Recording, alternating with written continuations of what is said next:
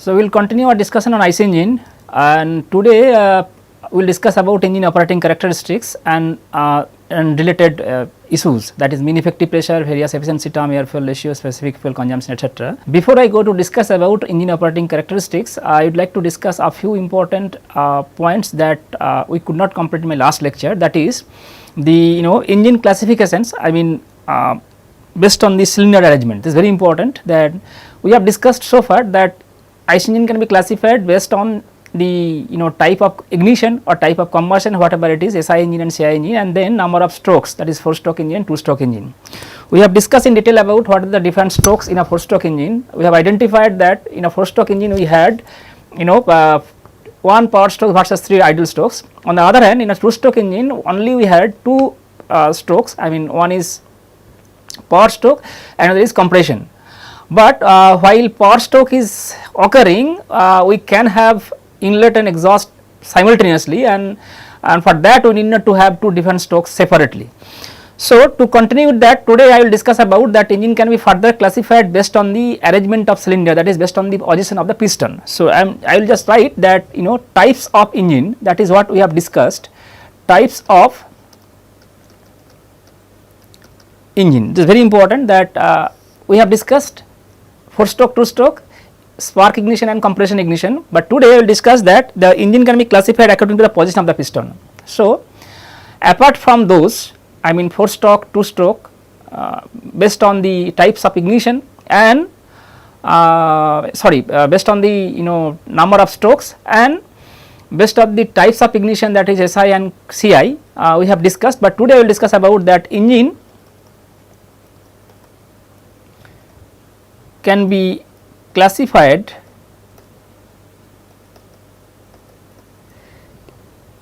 according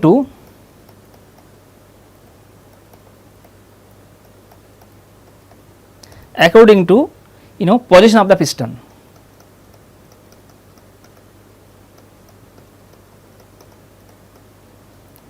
This is very important, that according to the position of the piston engine can be classified.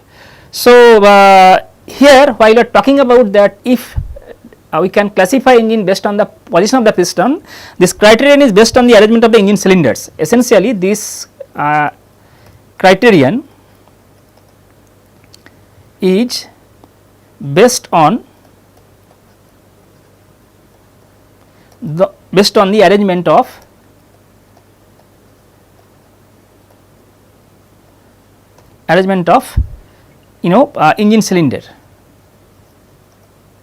engine cylinder, right. So, this is very important that we can classify engine based on the position of the piston, that this criterion is based on the arrangement of cylinders. So, I will discuss one by one. Number 1 is very important, most common type is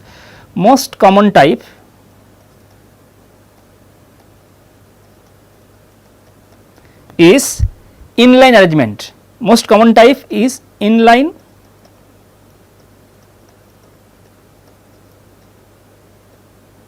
arrangement, that is cylinder placed in a line. Here cylinders are placed in a line. So, this is known as inline arrangement, which is most common type, and I will draw the schematic also. There will be a common shaft. So,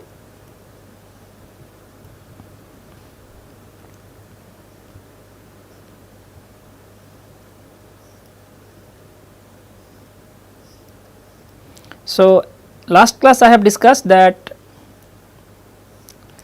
so we have a common shaft and this is rotating, maybe we will be having one flywheel and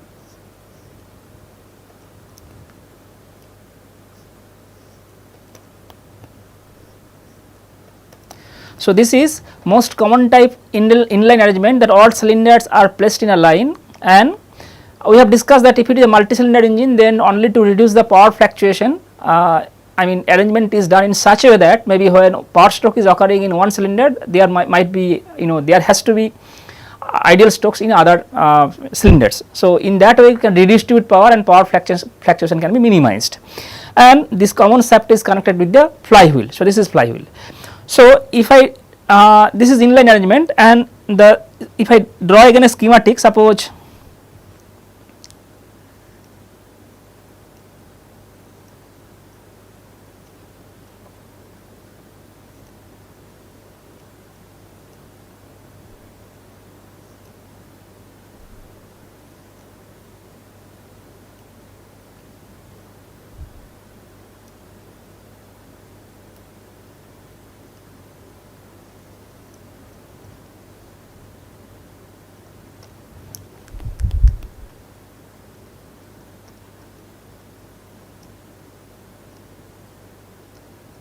so these are the cylinders,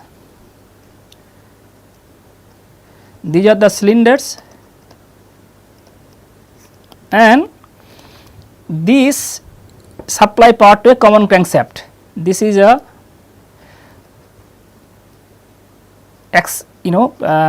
shaft which is connected to the common crankshaft. So, this supply power to a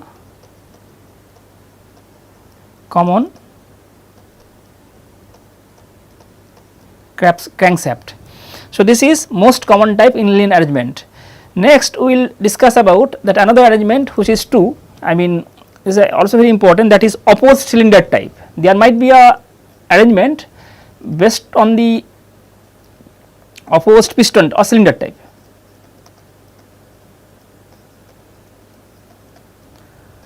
Based on the position of the piston, criterion is essentially based on the arrangement of the engine cylinders. So, opposed cylinder type, this is very important, that again I have to draw the schematic.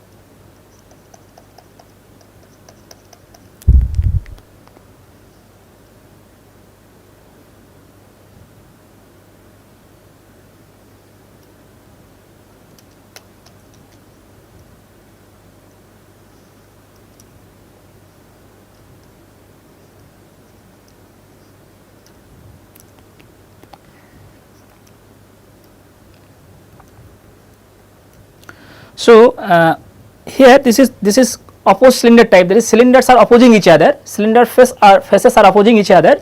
Now, specification is that here we have only one common crank shaft.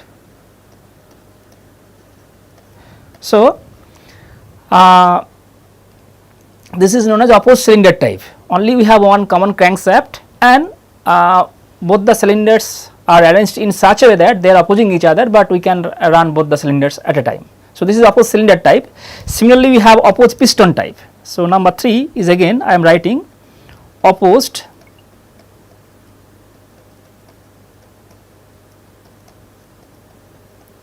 piston type. So, now we have seen that cylinders are placed in such a way that their faces are opposing each other. Now, we might have another arrangement where pistons might face pistons are opposite to each other. So, arrangement is like this, I am drawing again.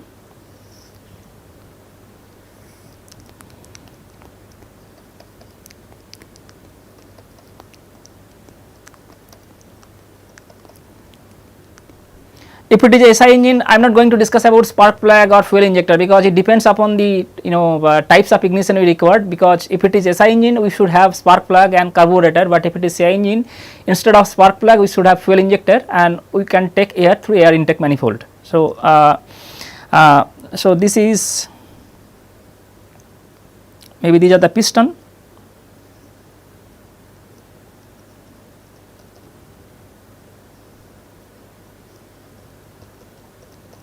So,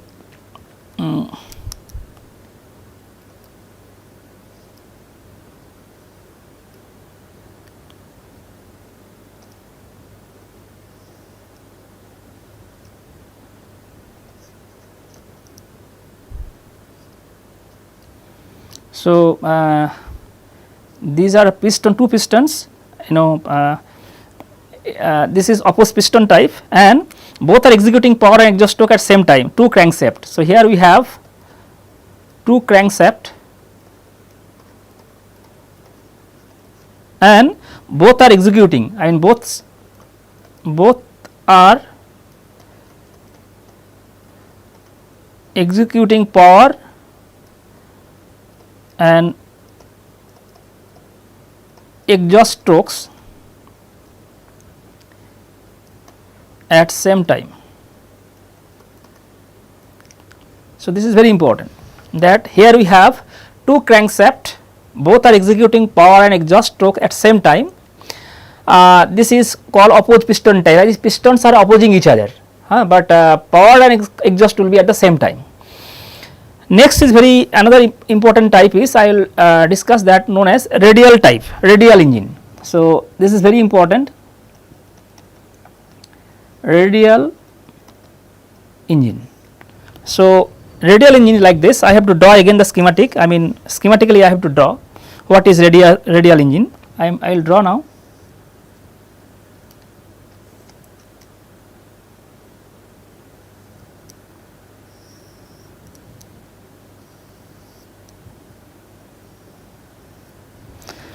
So,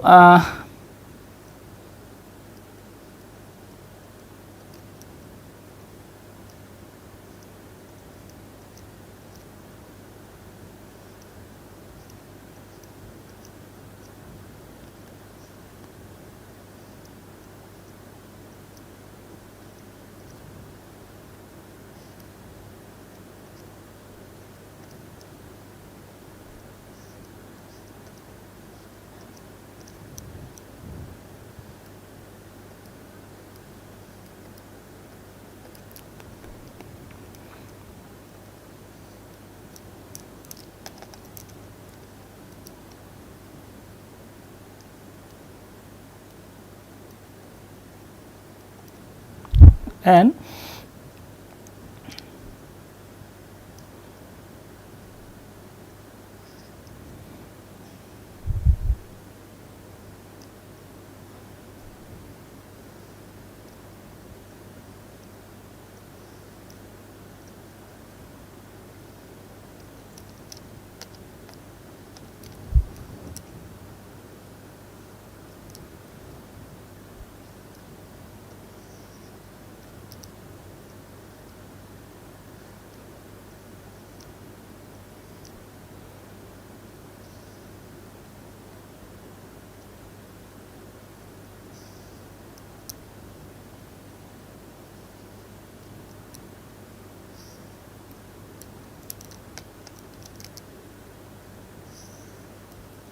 so this is the crank and it is rotating in this direction.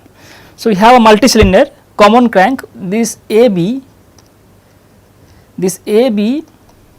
is the common crank. So, we have seen that we have common shaft, this is common crank, all engines are connected to this common crank and connecting rod, and this is suitable, we have multi cylinders, this is suitable for, this is suitable, rather I can write use mostly in early aero engines. So, this is radial engines used mostly in early aero engines. So, this is radial engine. So, we have discussed that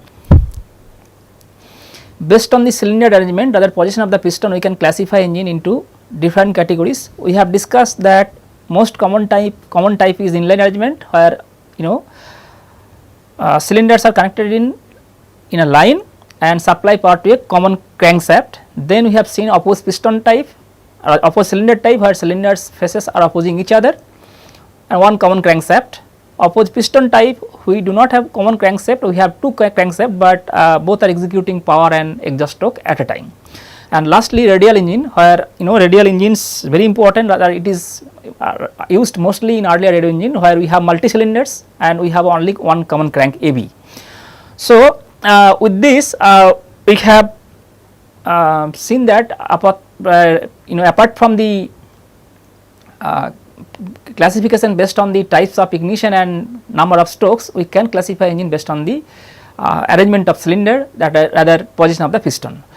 So, with this we now move to see another important is types of cooling which is used in a IC engine. As I said you that probably I will discuss in detail about this, but as I said that in a IC engine, in internal combustion engine, whenever combustion is taking place, idea is to essentially to use in case of a SI engine we are normally having one spark plug which ignites the fuel. On the other hand, in case of a CI engine we are utilizing the high pressure temperature of the air at the end of the compression to ignite the fuel without having any external agent. Fine. So, the ultimate objective is to that we have one power stroke where we had 3 idle strokes in a 4-stroke engine or 2 another 1 idle strokes in 2-stroke engine, and we have discussed about that having 3 idle strokes versus 1 power stroke. I mean what is the what are the advantages rather, but power stroke, that means the stroke from where we are getting energy. Out of these 4 strokes, only power strokes, from power strokes we are getting energy, and for other 3 remaining strokes we need to supply energy from the flywheel. That is whenever we are getting energy from the power stroke, the energy is remaining stored in a flywheel. I mean we need to run engine, we need to run vehicle. So, of course, a part of the energy will be utilized to rotate a wheel, rather a portion of the energy will be stored in a flywheel because you need to borrow energy for occurring 3 other different strokes. But whenever we are having power stroke, that means we had combustion, and because of the combustion we have high pressure and temperature, and that will create a thrust on the piston face, and that is what we have a power stroke. Whenever we are having high pressure and temperature in the inside the cylinder, of course engine cylinder walls of the cylinder, piston face will be heated. Now we need to reduce, because maybe we cannot reduce temperature to a severe extent, otherwise efficiency will drop. On the other hand, we have to have a cooling system, so that we need to we need to make sure that the temperature should not go beyond the limit for which maybe lubrication system and will burnt off, and also there won't be any thermal crack in the cylinder wall or the piston face. Anyway, so there is a very judicial choice, because we should not have too much of cooling, otherwise temperature will reduce in such extent that it will drop down the efficiency of the engine. On the other hand, we should not allow we should not allow that temperature should go beyond a limit, otherwise there will be a problem. That is what we have discussed. So, whatever engine it is, a SI engine or CI engine, normally in internal combustion engine we need to cool down. So, we have seen that IC engine, internal combustion engine, broadly SI and CI which we talk about, because whether it is defined, whether it is classified based on the number of strokes or different position of the piston, but spark ignition engine and compression ignition engine, for both the cases we need to cool down, because in both the cases we have combustion, we should have, we will have combustion, and because of the combustion there will be a huge pressure rise. To reduce the pressure and temperature we should have proper cooling system. So, that is why both the engines,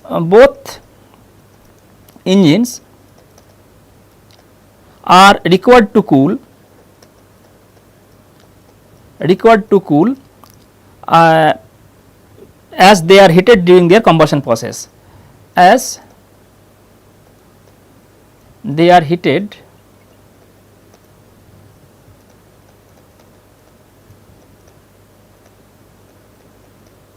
during combustion process.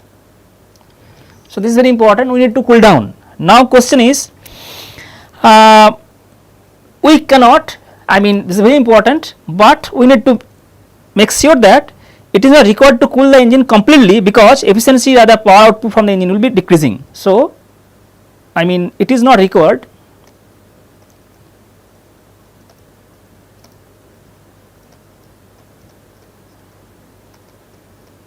It is not required to cool the engine completely,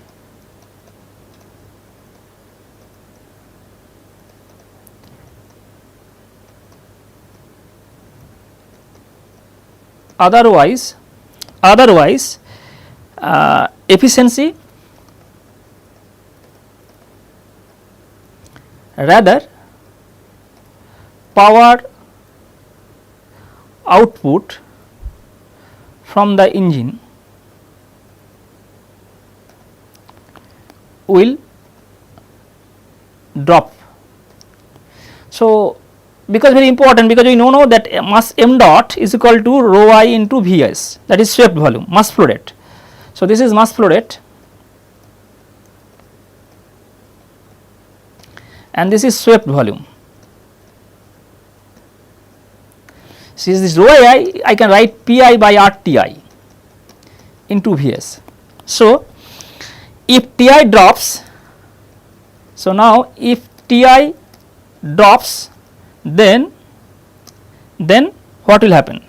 So, I mean mass flow rate of coolant will increase through the engine cylinder, and as a result, although swept volume is remaining same, if Ti reduces, then mass flow rate of coolant, that will increase. So, it will create again to have higher heat transfer, that is not a desirable one. So, we need to take a judicial choice that what will be the amount of temperature we need to reduce from the engine cylinder, that is very important. So, temperature should not be, if it drops drastically, then mass flow rate will increase, and because as I said you that since coolant, this is swept volume, Vs is swept volume is remaining same.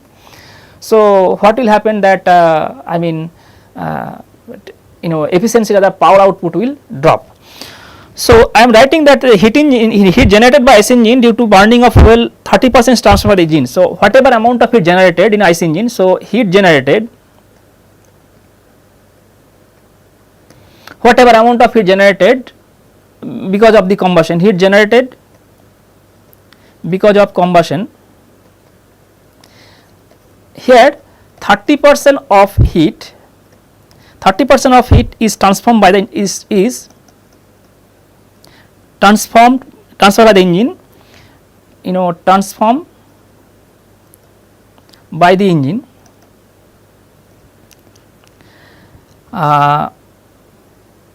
due to because heat generated because of combustion, or rather I can write due to burning of fuel, that is combustion, due to burning of fuel, we will discuss. So, 30% of heat is transformed by the engine, and 30 to 30% has to be removed by cooling system, and remainder by exhaust and lubrication system. So, 30% of heat is transformed by the engine, 30 to 35% is needed to be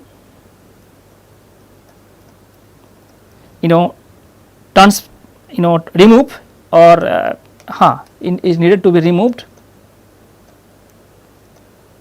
by the cooling system,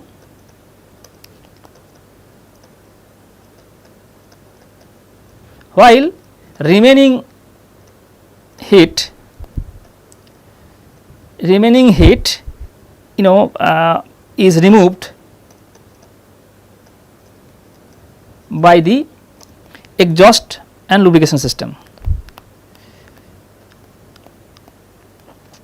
Exhaust and lubrication system. So, this is very important that 30% of heat is transformed by the engine, 30 to 30% heat we need to be we need to transfer by cooling system, while remaining heat is removed by exhaust and lubrication system. This is very important. Now, an engine that is not cooled, what will happen? Whenever we are having engine, no matter whether it is SI or CI, so if we do not cool the engine, this is very important, if we do not cool the engine, then what will happen? So, an engine that is not cooled will soon reach a temperature which will seriously harm its functioning. So, that means an engine that is not cooled,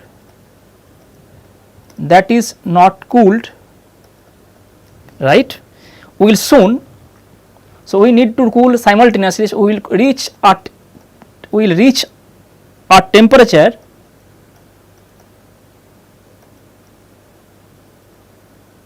that which will seriously harm this temperature will seriously affect, rather harm the functioning of the engine.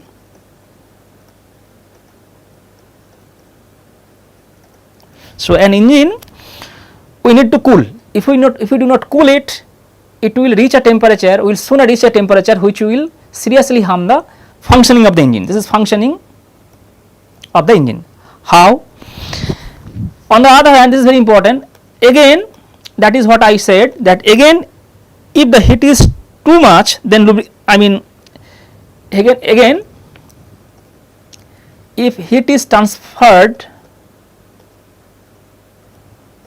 by the lubrication system, by the cooling system,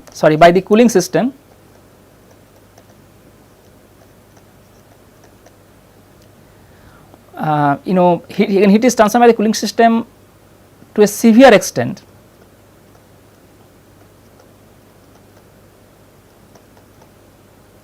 then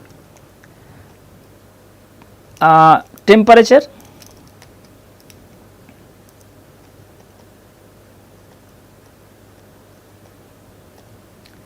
and efficiency, and so is the efficiency, temperature and so is the efficiency of engine drops. Then temperature or shows the efficiency of the engine will drop. So, this is very important. So, out of these two we need to make sure that we will have a proper amount of heat needs to be transferred from the engine cylinder, and that is what we need to have a design calculation. Anyway, so as I said is that if a engine that is not cool will reach soon a temperature, we will soon reach a temperature which will seriously harm the functioning of the engine. So, which will soon reach a temperature which will affect the or seriously harm the functioning. How by how is very important, because if heat is now, if I come to the first point, by how, there are many other points. I am writing first, if temperature is so high, if temperature is very high, if temperature is very high, this is beyond the tolerance level of the cylinder material or something else, then what will happen? Lubrication will be burnt off and resulting lubrication system, this is very important, lubrication system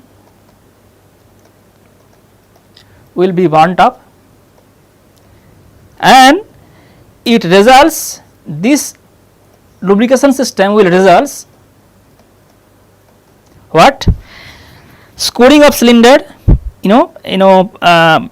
blinding of piston bearings and wrapping of valves. So, SCO, scoring of cylinder, right, then known as wrapping of valves or any other mechanical trouble. So, and that is known as of pistons and bearing. So, I am writing that it will scoring of cylinders, and that is very important, that of valves, and will create other mechanical trouble,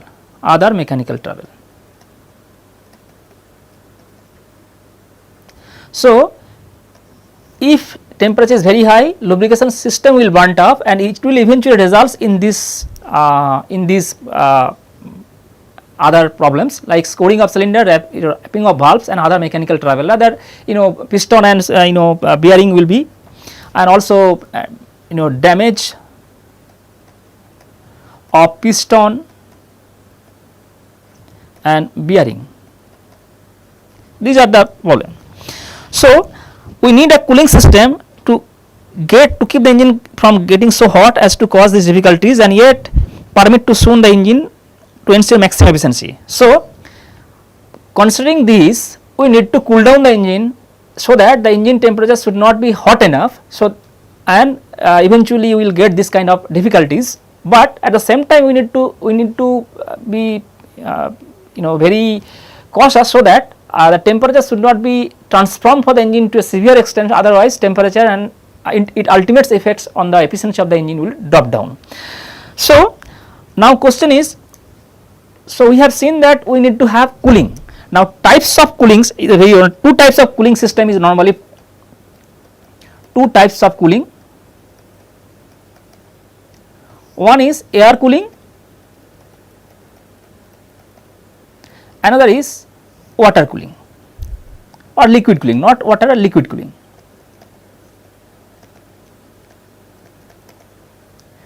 So air cooling, you know that since we know that heat transfer rate is proportional to the area, you know, so we need to increase area. So this area is increased by increasing, by providing fin. We have seen in heat transfer by providing extended surface like fins, etc. Now how we can get air, because you know that the forward motion of the engine cylinder itself allows the air to suck in the engine, and if we have a proper path, rather if we can direct that incoming air through proper path, so that it can be, you know, ultimately taken to the engine cylinder, and by providing fin surface we can eliminate it, because it proportionally depend upon the area. Now another important is cooling, or sometimes apart from this, you know, forward motion of the engine itself allows the air to come in, but on the other hand sometimes a blower is provided. Sometimes a blower is used to increase the rate of which air is increased. The blower is used to increase the mass flow rate of air.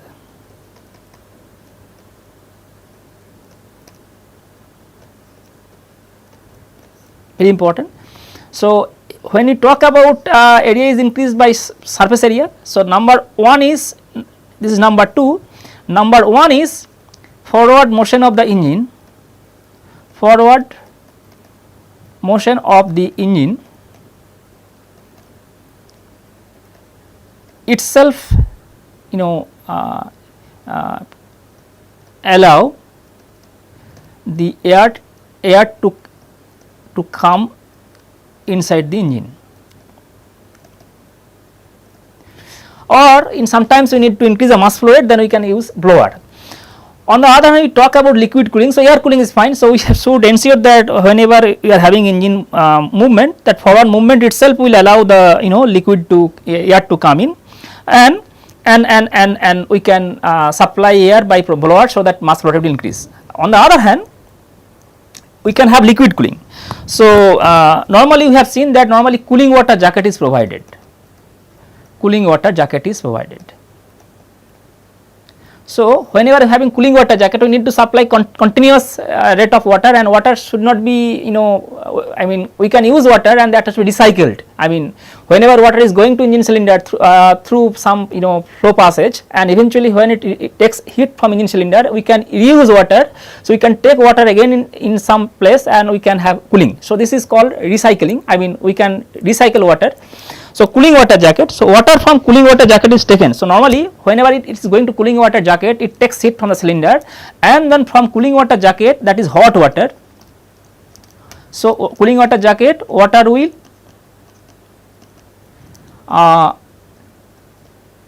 you know, rather water will be used to, you know, take heat from cylinder, then this hot water is again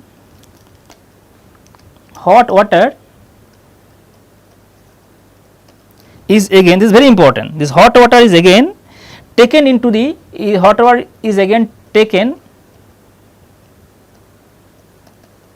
into the radiator, another small device, by a centrifugal pump.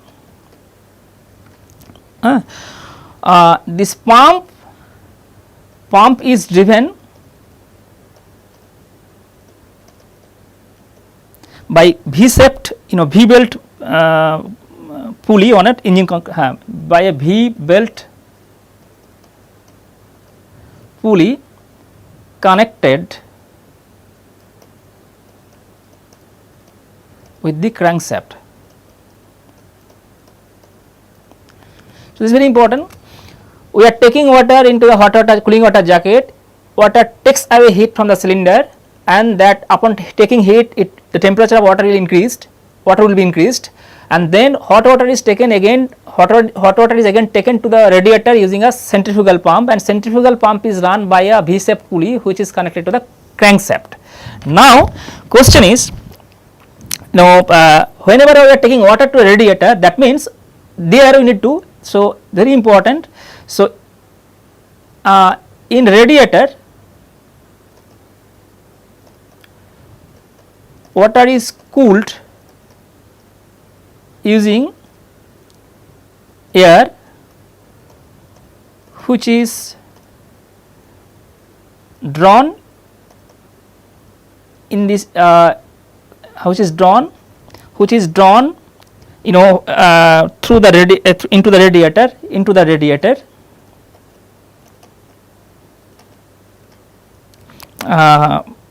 either by a fan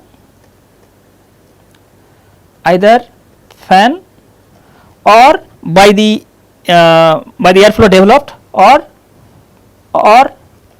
because of airflow developed due to forward motion of the engine.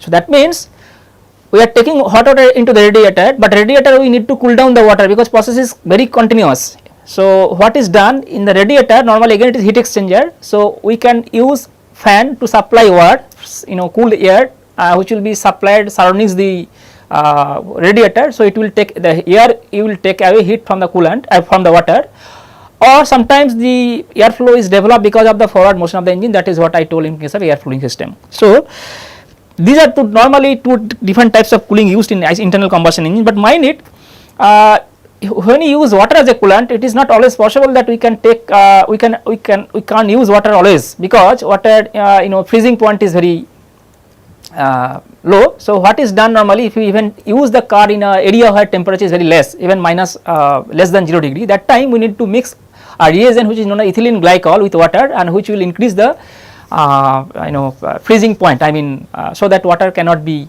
water won't freeze. Otherwise, if water freeze, then it will there will not be cooling at all, rather the radiator and cooling water jacket, because upon you know freezing it volume will expand and it will try to you know create a crack, rather breakage of the cooling water jacket and the radiator. So, with this we next move to discuss about the engine operating characteristics. Is very important, but today I will discuss a few important things, that what is the engine operating characteristics. So, I will draw a schematic again, and we have identified the, suppose we have an engine cylinder, and this is top dead center and this is bottom dead center. So, this is piston, and piston is connected with crank and connecting rod mechanism, and ultimately you are getting power. So, I am not going to draw, because there might be a spark plug, carburetor, all those things I am not going to draw. So, now question is, if I would like to draw the, you know, as I said you that there will be a change in pressure and volume whenever the piston is moving from TDC to BDC, BDC to TDC for during different strokes. Now, question is, you know, that whenever piston is coming from TDC to BDC, I have discussed, we are creating a vacuum inside the piston. So, suppose if it is atmospheric pressure, suppose this is the atmospheric pressure PATM, right, and if we have two different volume, this is VBDC and VTDC. So, this is VTDC and this is VBDC. So, volume of the cylinder. Now, whenever piston is at BDC, the volume will be this, and whenever piston is coming to TDC, volume will be like this, and so this is the swept volume. So, you can see that this is the swept volume, this is VTDC and VBDC, this is the swept volume, that is VS. So, this is swept volume and this is the clearance volume. Now, when piston is coming from TDC to BDC, we are having a negative pressure inside the cylinder. So, if I try to draw, then maybe volume is increasing, but pressure will drop, I mean pressure inside the cylinder falls. So, pressure will fall,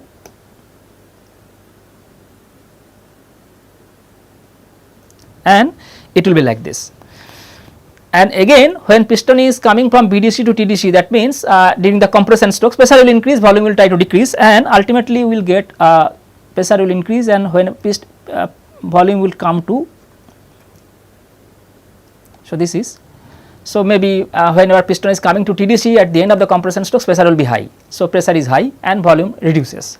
The next stroke is power stroke. So again piston will come from TDC to BDC, and at the same time again pressure will fall, and but it will be again atmospheric pressure, higher than atmospheric pressure, so pressure will fall.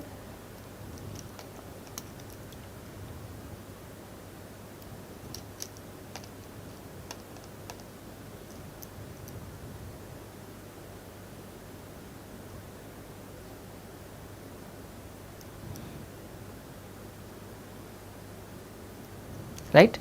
So this will be, I mean,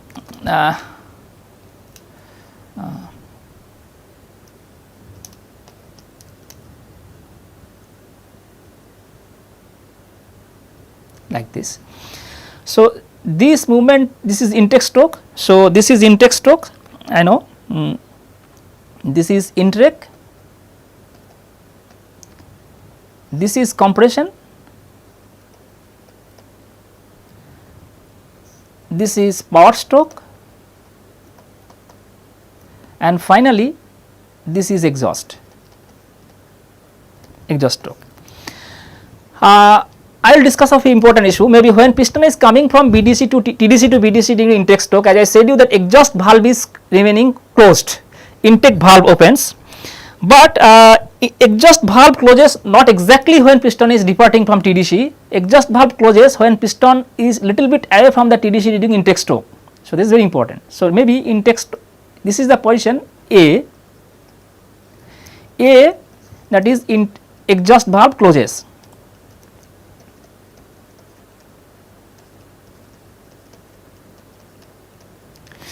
So ideally whenever piston is coming from TDC to BDC, we are allowing inlet valve is open, but exhaust valve will be closed. That is what we have discussed. So through inlet valve we are introducing air fuel mixture in case of a SI engine, or only air in case of a CI engine, and exhaust valve is remaining closed. But this is not the case in a practical situation or practical scenario, because exhaust valve will start closing when piston is little bit away from the TDC, rather when piston is approaching BDC, little bit away from TDC, and we are opening exhaust valve purposefully because whatever amount of fresh charge or fresh air is coming, because it is not always possible that whenever piston is coming from BDC to TDC during exhaust stroke all the combustion product will go out. So there might be some amount of residue that we need to expel out, and that will be expelled out using the incoming air in case of a CI engine or incoming charge in case of SI engine, and that is why when piston is coming from TDC to BDC we do not close exhaust valve exactly when piston is at TDC, rather we close it when it is little bit away from TDC, so that inlet valve, since the inlet valve is open, so the fresh air which is coming during intake stroke will allow the residue to go out. So I mean some portion, and doing so some portion of the air, some part of the fresh air or some part of the fresh charge will be lost through the exhaust product. That is true, but we need to we are doing like this because we need to keep open exhaust valve little bit, and so, for a small time, and by that time piston will travel from TDC towards BDC little distance, and it will and then we will close the exhaust valve. Second thing, normally when piston is coming from BDC to TDC, we should close during the compression stroke. We should close. We have discussed that when piston is exactly at the BDC, we should close exhaust valve is closed, but we should close intake valve. But it is not the case. Rather, we allow an intake valve to close here. Let's say this is point B. So this is point B. This B is intake valve close. Intake valve closes. So piston departing from BDC towards TDC, we should not close intake valve immediately, because in the previous just now we have seen that we are allowing exhaust valve to remain open up to even for a small time, even after piston is traveling from TDC towards BDC. So some part of the charge or some part of the air will be going out to the remaining rather residue of the combustion product. So if we do not compensate that amount of air or charge, combustion should not be efficient. So what is done, even when piston is traveling back to TDC during compression stroke from BDC, we should not close the intake valve immediately it departs from the BDC, rather we should allow fresh charge or fresh air or charge to come in even when piston started traveling from BDC, and we will keep open intake valve for a little while, for some time. So B is the intake valve closes, that is when piston is departing from BDC, not exactly at the BDC. And then what is done, maybe we whenever piston is approaching TDC, I will discuss this issue again. So we spark plug, so maybe this is spark plug switch on, this is C. So C is spark plug switch on, right, and so combustion will takes place. So we should switch on spark plug when piston is not reached exactly at the TDC, rather little bit away from the TDC. We will discuss this issue again in detail, but for the timing you should know that at the point C we are switching on the spark plug. So combustion will take place, there will be huge pressure and temperature, and because of what piston will travel back from TDC to BDC, this is known as power stroke. So when piston is coming from TDC to BDC, what will happen? Now whenever piston, we have understood that this is a power stroke, so at the end of the power stroke piston will be at BDC, and that time inlet valve is already closed, but now we should open the exhaust valve when exactly the piston BDC, but it is not the case, rather we should open exhaust valve when piston has not reached at BDC, rather this is D. So D is exhaust valve open. So ideally piston exhaust valve should open when piston is at BDC, that is at the end of the power stroke, but this is not the case, rather we should open exhaust valve when piston has not reached at BDC at the end of the power stroke, and this is done, we will discuss, because whenever there will be huge pressure and generator, so if we, the next stroke is the after the exhaust stroke, after the power stroke, next stroke is exhaust stroke. So when exhaust stroke is happening, we are borrowing energy from the flywheel, and there will be, there will be huge pressure and temperature, there will be huge resistance. So what is done, piston is, before piston reaching at BDC at the end of the power stroke, we open the exhaust valve so that a little bit amount of combustion product will go out, and what will be the consequence in the next stroke when piston is coming from BDC to TDC, it will create less resistance because already some portion of the combustion product has gone out. So piston will face less resistance, and that is why we require less, we need to borrow less energy from the flywheel. So that is why the exhaust valve opens when piston has not reached at BDC at the end of the power stroke.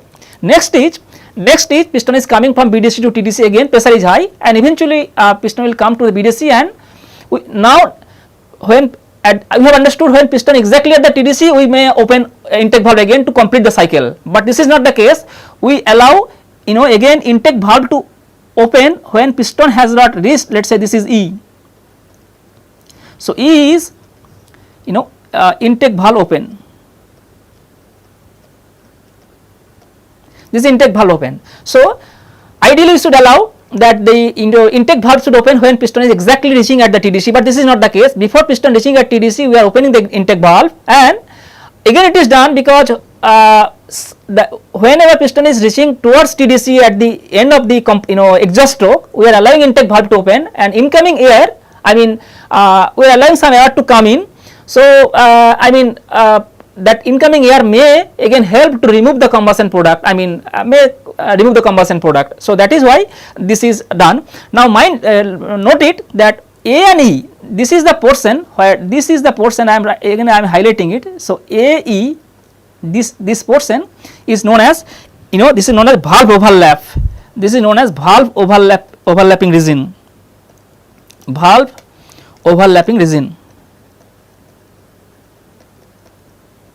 Because this is the region where both the valves are open. Both valves are open. Right? So this is known as valve overlapping region where both valves are open. Intake is open, exhaust is open. So air is coming, little bit air is coming, and that fresh air will be allowed to combustion product to go out. Or not only that, some fresh air will be used to mix with the combustion product only to dilute that, so that the efficiency will increase. So this is what is the known as valve timing diagram. So as I said you that today our discussion was on the operating characteristics of the engine performance or the engine operating characteristics. So we have started our analysis, we have started our discussion on this with this valve overlapping diagram, and then we will see how we can specify what is the work done, and then what is the mean effective pressure, which is very important to specify the total power, I mean output, and then we will discuss about what is the torque output from from this diagram, and for that we need to exercise a little bit mathematical calculation. Fine. So towards up to this we have understood that whatever we have discussed in the last lecture, that the valve opening time and movement of the piston in the engine cylinder, that is not exactly the case. From that is what we can understand from today's discussion. And whatever, why we are opening and closing intake and exhaust valve when piston is exactly not at the VDC or TDC, that is what we have discussed. So with this I stop my discussion today, and I will continue our discussion in the next class. Thank you.